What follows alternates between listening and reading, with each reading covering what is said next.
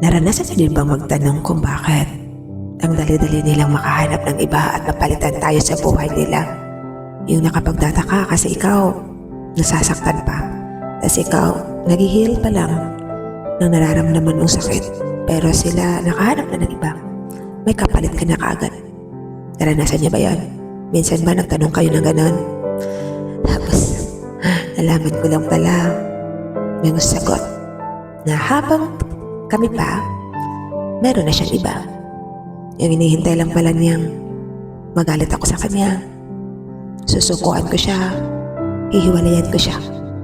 Yung nagiging cold na siya sa'yo, tapos hindi mo pa rin maramdaman na wala na pala siyang pagmamahal sa'yo. My God! Pero yun yung dahilan na yung sakit na nararamdaman mo ay hindi katulad ng sakit na nararamdaman nila. Kasi habang kayo pa, may mahal na silang iba. Nang akala mong mahal ka pa, pero hindi na. Ang hirap, no?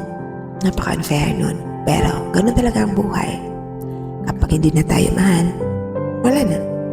Wala na talaga. Tapos, ikaw, nasasaktan pa, namumove on pa, tapos silang saya-saya na sa iba. Bakit kaya, no? Kung ikaw pa yung nasasaktan, ikaw pa yung niloko, pero parang ikaw yung may kasalanan. Tapos, ikaw pa yung sobrang nasasaktan. Tapos yung nagloloko sa'yo, masaya-saya nila.